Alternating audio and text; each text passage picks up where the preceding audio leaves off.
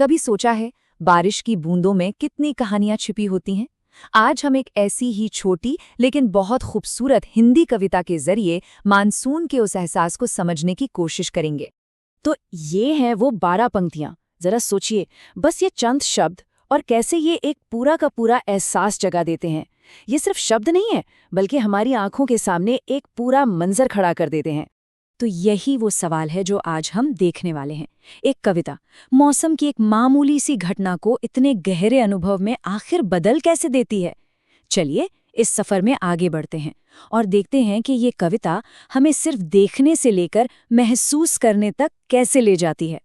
तो कविता की शुरुआत होती है आसमान की घोषणा से।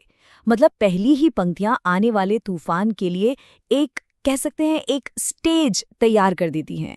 कविता की शुरुआत होती है एक बच्चे की मासूमियत और एक्साइटमेंट भरी आवाज से, जो अपनी माँ को पुकारता है, अम्मा जरा देख तो ऊपर, चले आ रहे हैं बादल। और देखिए, इस शुरुआत की सबसे खास बात क्या है? ये तुरंत हमें एक बहुत ही पर्सनल, बहुत ही करीबी नजरिए से जोड़ देती है। ये कोई साइंटिस्ट का ऑब्जर्वेशन नहीं है, बल्कि एक बच्चे का भोला सा आश्चर्य है। फिर आती हैं ये पंक्तियां, गरज रहे हैं, बरस रहे हैं, दिख रहा है जल ही जल। यहाँ गरज इस शब्द पर जरा ध्यान दीजिए। ये सिर्फ एक शब्द नहीं है, है ना? ये हमें वो आवाज, वो गड़गड़ाहट महसूस कराता है। और यही तो कमाल है इस कविता का। देखिए कितने सीधे साधे लेकिन असरदार शब्द हैं। गरज रहे हैं से आवाज सुनाई देती है, बरस रहे हैं से एक्शन दिखता है, और जल ही जल कहते ही बस पूरा मंजर आंखों के सामने आ जाता है। ठीक है, तो अब आसमान से उतरते हैं जमीन पर। देखते हैं कि बारिश दुनिया को कैसे बदलना शुरू करती है। ऐसा लगता है मानो धरती जाग उठी हो। हवा चल रही, क्या पुरवाई, भीग रही है डाली डाली। यहाँ पर ये शब्द पुरवाई, ये बहुत खास है। देखिए, पुरवाई का मतलब सिर्फ पूरब की हवा नहीं है। उत्तर भारत में पुरवाई वो हवा है जो अपने साथ मानसून लाने का एक वादा लेकर आती है। तो इस एक शब्द से ही कविता में एक संस्कृति से जुड़ी एक गहरी बात जुड़ जाती है। अब बारिश का असर देखिए, वो हर चीज को, हर कोने को अपने में समा रही है और हमारे सामने एकदम नई धुली धुलाई दुनिया की तस्वीर रख रही है। और इन पंक्तियों में तो एक कमाल का विजुअल है।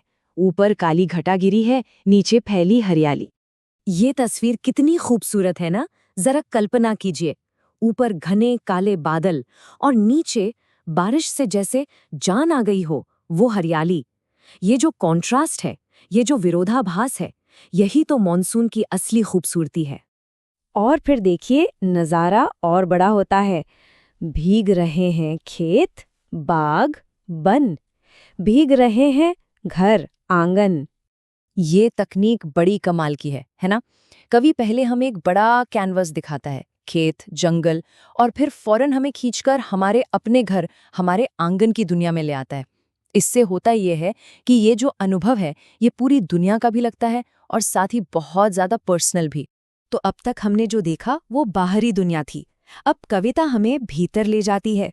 यहाँ से कविता का फोकस बाहरी नज़ारों से हटकर अंदर की भावना पर आ जाता है।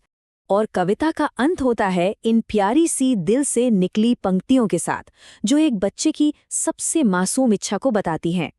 बाहर निकलूं मैं भी भीगूं, चाह रहा है मेरा मन।